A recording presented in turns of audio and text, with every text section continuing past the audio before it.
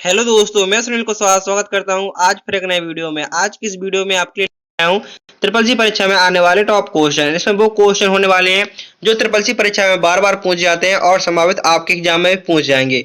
इसलिए वीडियो को बिना स्किप किए अंत तक देखना है। यदि आप चैनल पर नए आए हो तो चैनल को सब्सक्राइब कर लीजिए और वीडियो को लाइक कर दीजिए, जिससे कि नेक्स्ट वीडियो आप तक सबसे पहले पहुंच सके। और साथ साथ अपने दोस्तों में शेयर कर दीजिए जिनका भी ट्रिपल सी का पेपर इसी माह या अगले माह में होने वाला है, क्योंकि ये वीडियो उन सभी के लिए इंपोर्टेंट होने वाला है जिनका ट्रिपल सी पेपर होने वाला है। चलिए शुरू करते हैं आज की क्वेश्चन नंबर 1 से कि क्वेश्चन नंबर 1 में क्या पूछा गया है।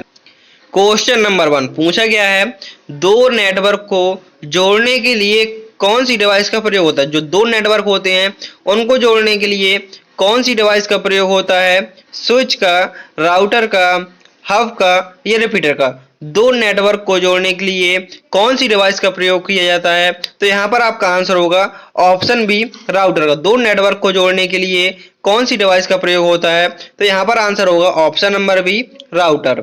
नेक्स्ट क्वेश्चन, क्वेश्चन नंबर 2 पूछा गया है, HTTPS में एस का क्या अर्थ होता है। जो HTTPS होता है आखिर इसमें एस का क्या अर्थ होता है। अब क्या है, एग्जामिनर आपसे पूरी फुल फॉर्म ना पूछकर सिर्फ एक से दो वर्ड है वो ही पूछता है। सिर्फ पूछा गया है जो HTTPS है उसने पूरी फुल फॉर्म नहीं पूछी है, सिर्फ एस का फुल फॉर्म पूछा है। तो HTTPS में एस का मतलब होता है secure.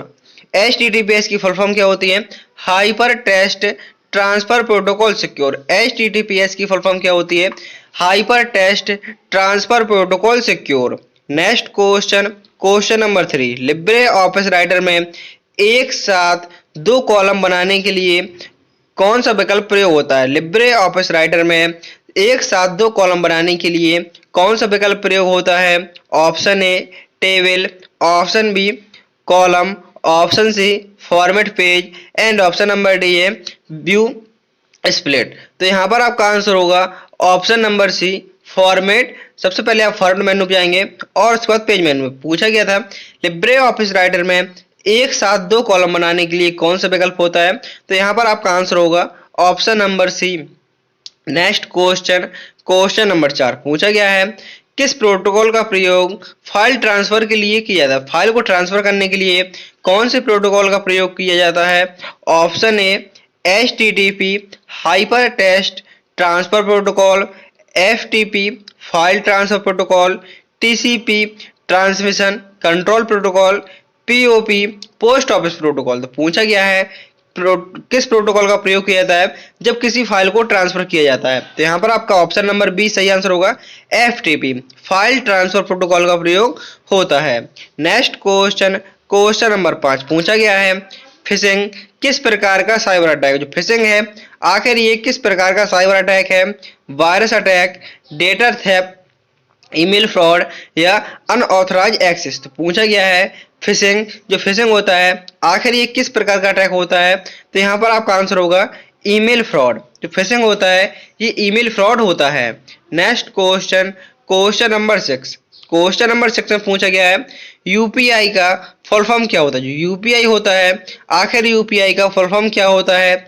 Option A unified payment interface, option B universal payment integration, option C unique payment interface and option D है यूनिफाइड प्रोसेस इंटरनेट। तो पूछा गया है यूपीआई है आखिर यूपीआई की फुल फॉर्म क्या होती है। तो यूपीआई की फुल फॉर्म होती है यूनिफाइड पेमेंट इंटरफेस। यूपीआई की फुल फॉर्म होती है unified payment interface. Next question, question number 7 पूछा गया है, डिजिटल लॉकर किस सरकारी योजना का हिस्सा। जो डिजिटल लॉकर है आखिर ये किस सरकारी योजना का हिस्सा है। Digital India, skill India, startup India या make in India. Digital locker किस सरकारी योजना का हिस्सा है। तो डिजिटल लॉकर है ये डिजिटल इंडिया का हिस्सा है। ऑप्शन ए यहाँ पर आपका सही आंसर हो जाएगा। डिजिटल लॉकर किस सरकारी योजना का हिस्सा है तो डिजिटल इंडिया यहाँ पर आपका सही आंसर हो जाएगा। नेक्स्ट क्वेश्चन, क्वेश्चन नंबर 8 पूछा गया है, लिब्रे ऑफिस कैल्क में काउंट फंक्शन, जो काउंट फंक्शन है आखिर इसका प्रयोग किसके लिए होता है। जो काउंट फंक्शन है आखिर इसका प्रयोग किसके लिए होता है। केवल नंबर गिनने के लिए, शर्त के आधार पर काउंट करने के लिए, जोड़ने के लिए या डेटा को सॉर्ट करने के लिए। जो काउंट इफ फंक्शन है आखिर इसका प्रयोग किसके लिए होता है। तो काउंट इफ फंक्शन का प्रयोग होता है शर्त के आधार पर काउंट करने के लिए, मींस शर्त के आधार पर गिनने के लिए किसका प्रयोग होता है, काउंट इफ का। नेक्स्ट क्वेश्चन, क्वेश्चन नंबर 9 पूछा गया है कंप्यूटर में ट्रोजन हॉर्स क्या होता है। जो ट्रोजन हॉर्स होता है आखिर वो क्या होता है, एक इनपुट डिवाइस, एक ऑपरेटिंग सिस्टम, एक प्रकार का वायरस या एक नेटवर्क टूल। तो कंप्यूटर में ट्रोजन हॉर्स क्या होता है, तो यहाँ पर आपका आंसर होगा एक प्रकार का वायरस। ट्रोजन हॉर्स क्या होता है, ट्रोजन हॉर्स एक प्रकार का वायरस होता है। नेक्स्ट क्वेश्चन, क्वेश्चन नंबर 10 पूछा गया है वाईफाई का पूरा नाम क्या है। जो वाईफाई होता है आखिर वाईफाई का पूरा नाम क्या होता है, wireless Fidelity, wide Fidelity, wired firewall या वायरलेस फाइबर। पूछा गया है वाईफाई का पूरा नाम क्या होता है, तो वाईफाई का फुल फॉर्म होता है वायरलेस फिडेलिटी। क्वेश्चन है क्वेश्चन नंबर 11 पूछा गया है आईपी एड्रेस में कितने बिट होते हैं। जो आईपी एड्रेस IPv4 होता है आखिर इसमें कितने बिट होते हैं, 32 बिट, 64 बिट, 16 बिट या 128 बिट। तो IPv4 इंटरनेट प्रोटोकॉल वर्जन 4 आखिर ये कितने बिट्स का होता है, तो यहाँ पर आपका आंसर होगा ऑप्शन नंबर ए 32 बिट का। नेक्स्ट क्वेश्चन, क्वेश्चन नंबर 12 पूछा गया है ओपन सोर्स सॉफ्टवेयर का मुख्य लाभ क्या होता है। जो ओपन सोर्स सॉफ्टवेयर होते हैं आखिर उनका लाभ क्या होता है, यह महंगा होता है, केवल सरकार के लिए होता है, कोड सार्वजनिक होता है या इस्तेमाल नहीं किया जा सकता। जो ओपन सोर्स सॉफ्टवेयर है आखिर इसका मुख्य लाभ क्या होता है। जो ओपन सोर्स सॉफ्टवेयर होते हैं उसका मुख्य लाभ होता है कि यह कोड सार्वजनिक होता है, कि यह कोड सार्वजनिक होता है। जैसे आपका लाइनक्स ऑपरेटिंग सिस्टम है, यह क्या है, यह ओपन सोर्स है, जबकि MS ऑफिस क्या है, MS ऑफिस एक क्लोज सोर्स ऑपरेटिंग सिस्टम है। Next question, question number 13 question number 13 में पूछा गया है .odp एक्सटेंशन किस प्रकार के लिए प्रयोग होता है। जो .odp ओपन डॉक्यूमेंट प्रेजेंटेशन किस प्रकार की फाइल के लिए प्रयोग होता है, टेक्स्ट डॉक्यूमेंट, स्प्रेडशीट, प्रेजेंटेशन या ड्राइंग। तो ODP की फुल फॉर्म क्या होती है, ODP की फुल फॉर्म होती है ओपन डॉक्यूमेंट प्रेजेंटेशन। तो यहाँ पर आपका ऑप्शन नंबर सी सही आंसर हो जाएगा, प्रेजेंटेशन के लिए। मीन्स इसका प्रयोग किसके लिए होगा, Libre office impress. Libre office impress के लिए कौन सी एक्सटेंशन का प्रयोग होगा, .odp। जैसे आप किसी फाइल को सेव करते हैं, जैसे आपने लिब्रे ऑफिस इम्प्रेस में प्रेजेंटेशन बनाया तो उसका एक्सटेंशन क्या होगा, उसका एक्सटेंशन होगा .odp। Next question, question number 14 पूछा गया है साइबर सुरक्षा में दो चरणीय सत्यापन को क्या कहते हैं। जो साइबर सुरक्षा है इसमें दो चरणीय सत्यापन को क्या कहते हैं, OTP, कैप्चर, 2 फैक्टर ऑथेंटिकेशन या मैक एड्रेस। साइबर सुरक्षा में दो चरणीय सत्यापन को क्या कहते हैं, तो यहाँ पर आपका आंसर होगा 2 फैक्टर ऑथेंटिकेशन। दो चरणीय सत्यापन को क्या कहा जाता है, इसको कहा जाता है 2 factor authentication. Next question, question number 15 पूछा गया है किस ऑपरेटिंग सिस्टम का प्रयोग मोबाइल में अधिकतर होता है। मोबाइल में सबसे ज़्यादा प्रयोग होने वाले सॉफ्टवेयर जो ऑपरेटिंग सिस्टम है आखिर वो कौन सा होता है, Linux operating system, Windows operating system, Android operating system या DOS। पूछा गया है जो मोबाइल में सबसे अधिक प्रयोग होने वाला ऑपरेटिंग सिस्टम है वो कौन सा है, तो यहाँ पर आपका आंसर होगा option C, Android.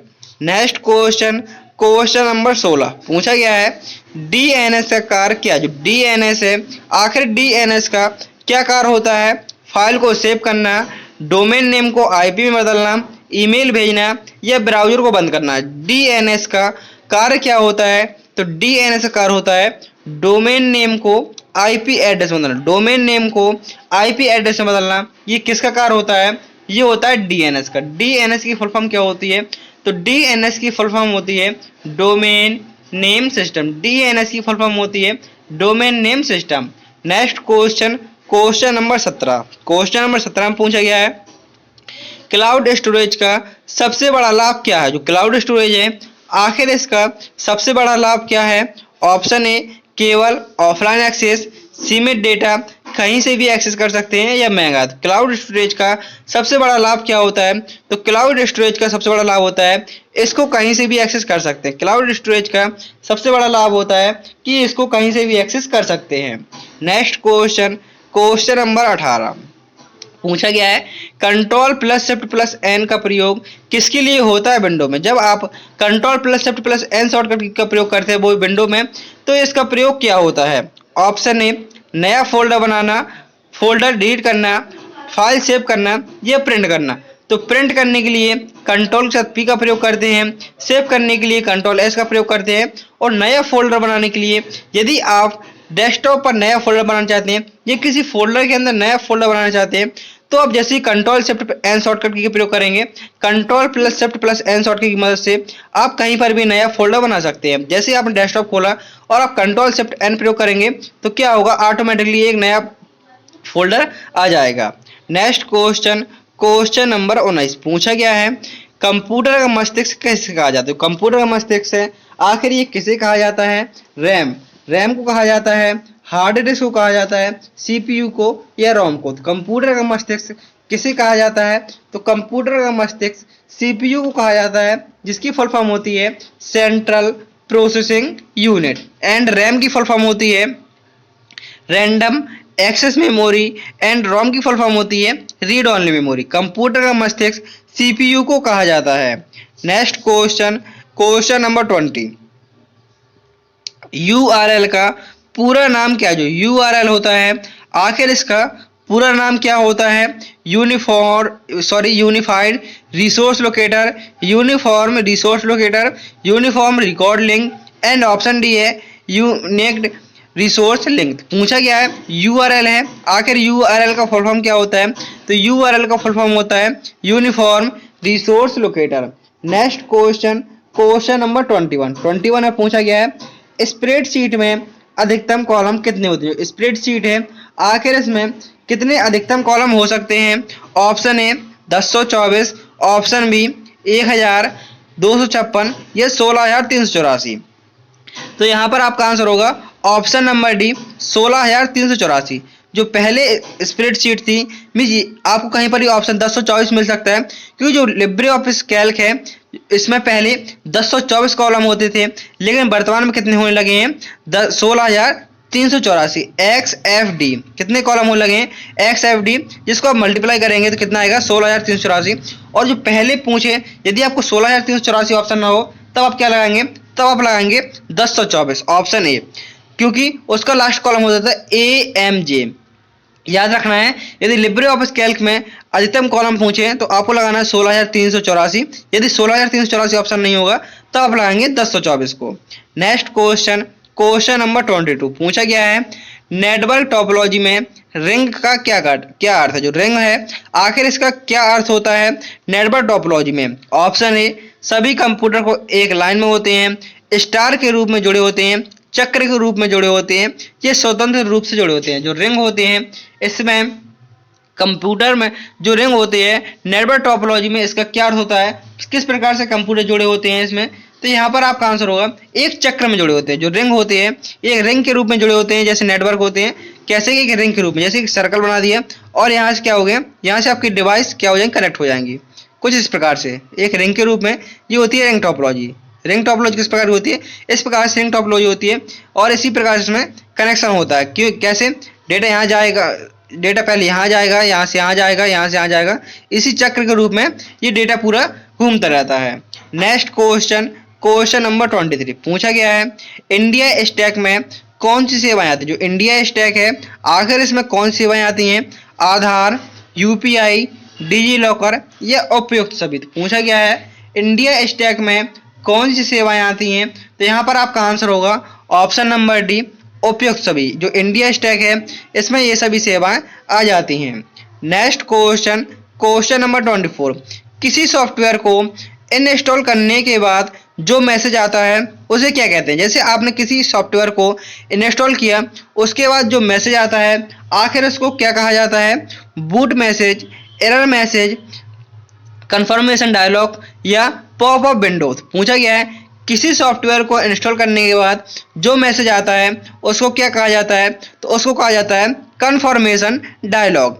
Next question, question number 25 पूछा गया है लिब्रे ऑफिस राइटर में लाइन नंबरिंग कहाँ से चालू की जाती है। जो लाइन नंबरिंग होती है आखिर ये कहाँ से चालू की जाती है, tools, line numbering, format line या इंसर्ट नंबर या व्यू नंबर। पूछा गया है लिब्रे ऑफिस राइटर में लाइन नंबरिंग कहाँ से चालू होती है, तो यहाँ पर आपका आंसर होगा ऑप्शन नंबर ए। सबसे पहले आप टूल्स मेन्यू पे जाएंगे और टूल्स मेन्यू पे जाने के बाद लाइन नंबरिंग। आपसे क्वेश्चन पूछा सकता है कि लिब्रे ऑफिस राइटर में टोटल कितने मेन्यू होते हैं। जो लिब्रे ऑफिस राइटर होता है आखिर उसमें टोटल कितने मेन्यू होते हैं, तो यहाँ पर आपका आंसर होगा 11। लिब्रे ऑफिस राइटर में टोटल 11 मेन्यू होते हैं। कितने मेन्यू होते हैं? टोटल 11 मेन्यू होते हैं। और जो ऊपर की पट्टी क्या कहलाती है लिब्रे ऑफिस राइटर की, ये कहलाती है आपके टाइटल बार। और सबसे नीचे की जो होती है स्टेटस बार। और यदि डेस्कटॉप की सबसे नीचे की पट्टी पूछे तो डेस्कटॉप की सबसे नीचे की पट्टी होती है वो होती है टास्क बार।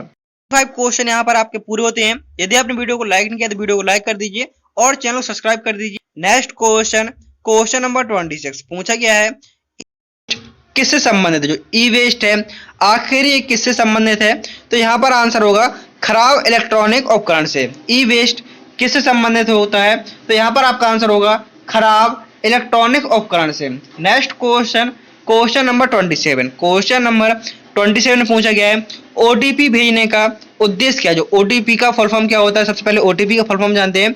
ओटीपी का फुल फॉर्म होता है वन टाइम पासवर्ड। ओटीपी का फुल फॉर्म होता है वन टाइम पासवर्ड। इसका क्या उद्देश्य होता है? ऑप्शन ए वेबसाइट बंद करना, यूजर को सत्यापित करना, या फोन नंबर छिपाना, या डेटा हटाना। ओटीपी का उद्देश्य क्या होता है, तो ओटीपी का उद्देश्य होता है यूजर को सत्यापित करना। ऑप्शन बी यहाँ पर आपका सही आंसर हो जाएगा। नेक्स्ट क्वेश्चन क्यूआर का जो क्यूआर है आखिर इसका फुल फॉर्म क्या होता है। क्यूआर का फुल फॉर्म होता है क्विक रिस्पॉन्स। क्यूआर का फुल फॉर्म क्विक रिस्पॉन्स। और सी फॉर कोड का प्रयोग किसमें होता है? केवल फोटो में, केवल टेलीफोन लाइन में, या डिजिटल भुगतान में। तो यहाँ पर आपका आंसर होगा जो क्यूआर कोड होता है इसका प्रयोग डिजिटल भुगतान में होता है। जैसे आप कुछ भी सामान लेने जाते हैं, क्या करते हैं, सीधे फोन पे पेटीएम करते हैं, तो क्यूआर सीधे आप स्कैन करते हैं तो वो होता है क्यूआर, जिसकी फुल फॉर्म होती है क्विक रिस्पॉन्स कोड, और ये डिजिटल भुगतान के लिए प्रयोग होता है। नेक्स्ट क्वेश्चन पूछा गया है भारत की पहली डिजिटल यूनिवर्सिटी कहाँ स्थापित हुई। भारत की पहली डिजिटल यूनिवर्सिटी है आखिर वो कहाँ पर स्थापित हुई? नई दिल्ली में, केरल में, उत्तर प्रदेश, या कर्नाटक। भारत की पहली डिजिटल यूनिवर्सिटी कहाँ स्थापित हुई, तो यहाँ पर आपका आंसर होगा ऑप्शन नंबर बी केरल में।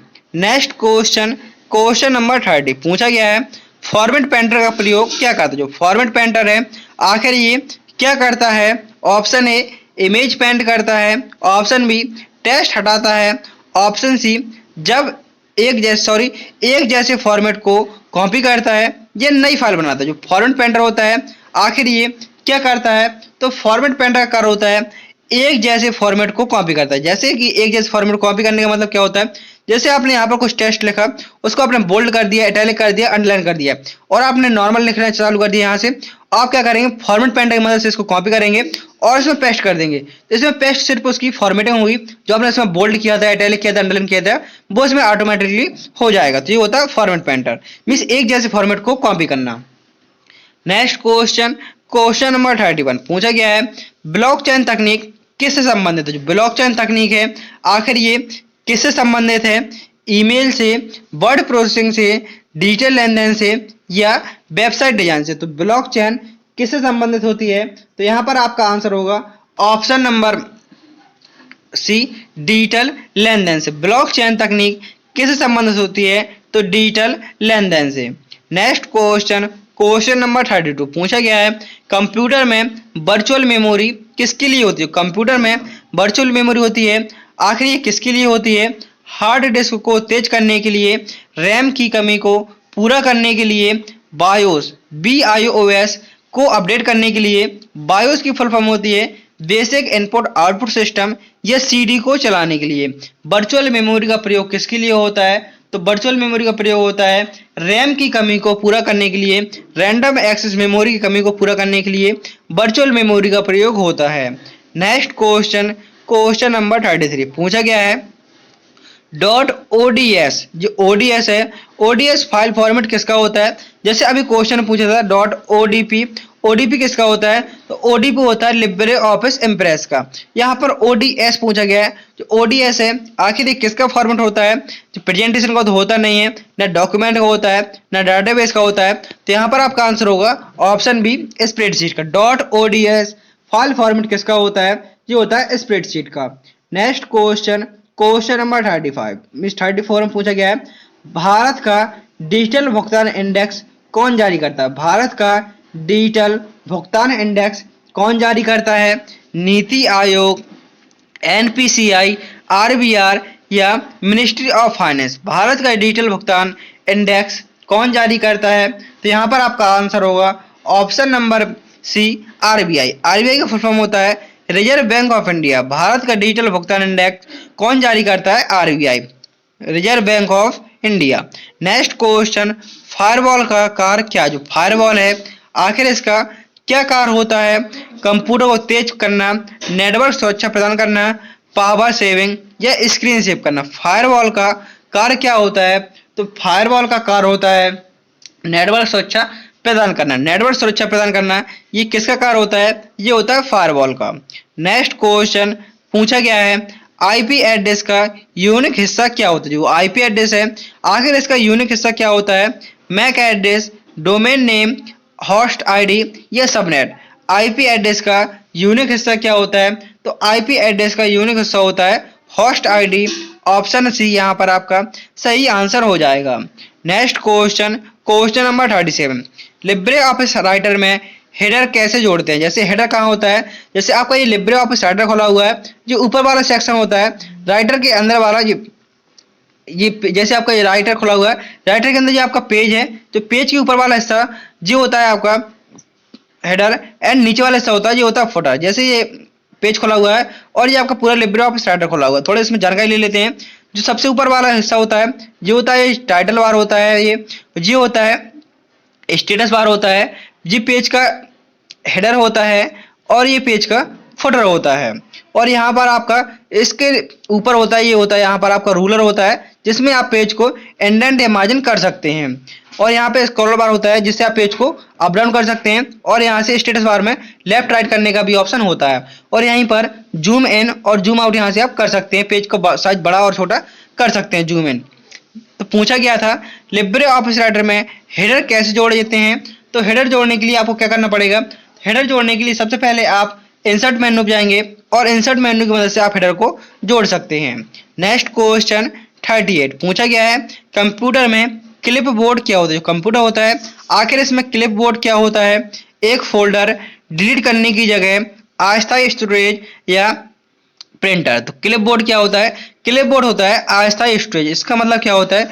जैसे आप कुछ भी टेक्स्ट को कॉपी करते हैं या कट करते हैं लेकिन आपको पता नहीं चलता वो कहाँ जाता है। जैसे आपने कॉपी किया तो कॉपी तो आपने कर लिया, आपको पता है, लेकिन आपको कैसे पता चलेगा कि आपने कितना कॉपी किया है? तो आप क्लिप बोर्ड की मदद से देख सकते हैं कि टोटल कितना कॉपी हुआ है। और जो कॉपी करते हैं या कट करते हैं तो कट करने के बाद कहाँ जाता है वो डेटा आपका, कहाँ जाता है? क्लिप बोर्ड में जाता है। Next question, question number 39, GUI का पूरा नाम क्या? जो GUI है आखिर इसका फुल फॉर्म क्या होता है? तो GUI का फुल फॉर्म होता है ग्राफिकल यूजर इंटरफेस। GUI का फुल फॉर्म होता है ग्राफिकल यूजर इंटरफेस। एंड आपका लास्ट क्वेश्चन है क्वेश्चन नंबर 40, भारत में कंप्यूटर साक्षरता को बढ़ाने के लिए कौन सी परीक्षा होती है? भारत में कंप्यूटर साक्षरता को बढ़ाने के लिए कौन सी परीक्षा होती है? CCC, PCS, नेट या UPSC? तो यहाँ पर आपका आंसर होगा CCC। कौन सी परीक्षा? जैसे आपका CCC पेपर है, इससे क्या होगा? आप कंप्यूटर साक्षर कहलाएंगे। जैसे आप CCC की परीक्षा पास कर लेते हैं तो आप कंप्यूटर साक्षर कहलाएंगे। आपको कमेंट में बताना है जो आप CCC कोर्स कर रहे हैं आखिर CCC की फुल फॉर्म क्या होती है। मिलते हैं नेक्स्ट वीडियो में। थैंक यू, टेक केयर, जय हिंद, जय भारत।